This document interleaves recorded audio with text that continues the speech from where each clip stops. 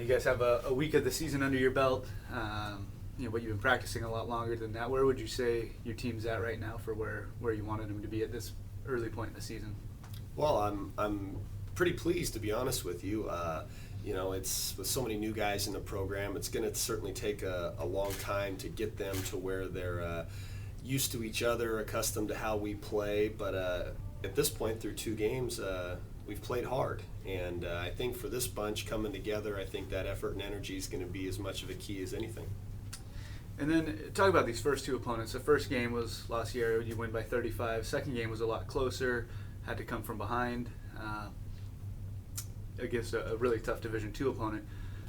Where are those teams going to rank down the road? Obviously, you haven't seen everybody play yet, but where do you think those teams are going to rank on the schedule of the teams that you're going to face later in the year? Well, sure. La Sierra it's good to go out and play that first game. They're athletic. They have some talent on their team. At this point, they're certainly, they're not the toughest team that we'll have on our schedule, but at the same time, it was good to go out there and play against them. We had some size, some athleticism in the backcourt that exposed some of our defensive deficiencies that we needed to work on. It was good for us. But then I would say, Alaska Anchorage, that's one of the teams that will, I think, be one of the contenders in the West Region of Division II. Taylor Rohde's one of the best post players we'll face all season, so it certainly gave us a strong test, and we had to play well to pull that one out down the stretch. They played us, very tough. We're very physical.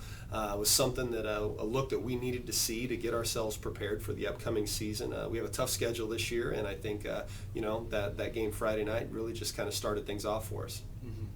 Now, later in the year, everyone wants to look at common opponents and what you've done against common opponents, and they had Alaska Anchorage also played Westmont. What do you make of comparing teams that play common opponents, and does that the results of those 2 games say anything about either of those, APU or Westmont? Well, both teams beat Alaska Anchorage, who's a very good opponent. So it certainly says that the talent level is there, that we're certainly capable, but it's college basketball. College basketball, anything can happen on any given night. You play the comparable scores, scenarios through, and that's a place where people can get in trouble. You look past opponents, you put too much credence into one, and then you forget about the next, and I think that's a kind of a dangerous road, in particular for our team to do, and it's not something that I encourage, but at the same time, Westmont's good, and it's our first GSAC opponent, so certainly that puts them on our radar there, that it's even more of a point of emphasis to be ready for that first GSAC game. And now you've got that first week as kind of a benchmark for the season. What are you looking to see out of your team over the next month or so? Well, it's just all about cohesiveness. We've got to continue to get better and closer every day. We have, with so many new guys, every day is a learning process. There's not a day that we can take for granted. We have so much to learn, so much to squeeze in, and it really is going to come down to how well we buy in, to the team message, and just come together. And that's really the focus. Wins and losses isn't so much of the focus for me at this point. This team has a very high ceiling, but it's certainly going to come down to how well they play together, how much they trust each other, and how hard they're willing to work. And Coach, you have so many new players. Do you try to tailor your game plan and your style and philosophy to them, or do you kind of make them adjust to what APU basketball is about? Well, I recruited them for the talents and abilities that they have. They are a fit for how we like to play. We play fast and on attack. It's a very versatile system. We always have multiple guys on the floor who can handle the ball, multiple guys who can shoot. So it's a unique brand, but they were recruited here to kind of fit this system with this team. But but with that, a lot of freedom comes a ton of responsibility in terms of understanding how we play and what we need to do, and that just kind of speaks to really what the focus for this team is. This early stage of the season. And who stood out for you in the practice, in the scrimmages, and in the 2 first games? What players have stood out to you? the beauty of it is it's been someone different almost every game. You look at our different inter-squad scrimmages that we had to start in October, and then these first two contests last week. They're really, the one consistent factor has been that we've had multiple contributors in each one. So that's a good thing. I mean, we still have to establish our identity of kind of who we're going to go to in key situations, where our, who our post scorers are going to be, when we need to get a shot from the perimeter. We have multiple guys right now that are in the mix there, but, that still is being worked out, and it'll unfold here over the course of these next few weeks and months. But, I would say the most encouraging piece has been that it's been so many different guys stepping up and giving us something different on a given day. And with all those different guys stepping up, first two games you had two different starting lineups. Is that something you see changing, evolving? Is this a lineup that's deep enough that you could field a number of different starting lineups that you'll change situationally, or is that something that how do you approach figuring out who's going to start, who's going to, how deep that rotation is going to be? Well, starting lineups, to be honest, isn't that big of a deal for me with this team. Our top 8 is very interchangeable, and I think our top 8 is pretty defined. There's plenty of minutes for those 8 to go around, and really what you're going to have is, depending on the matchup for that particular game, what our opponent's doing, and also, who's playing well.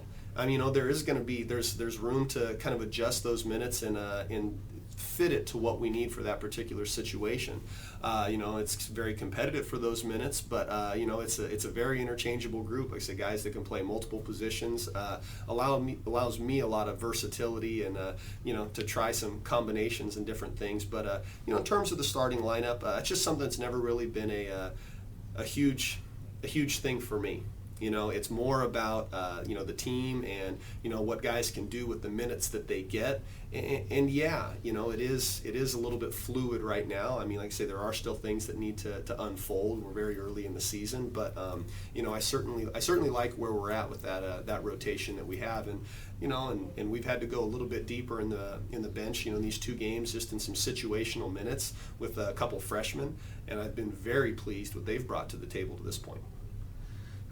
And then on a team this year, you don't really have a true center, and you went up against one of Division II's best centers on Friday against Alaska Anchorage. And is that going to be kind of the formula for how you play a team that does have a true center when you don't? What kinds of things did you do that allowed you to have success there? Well, the strength of our team defensively is going to be, team defense. We're certainly athletic. We're long. We're going to have to limit any dominant post player that we play this year. We're going to have to limit their touches.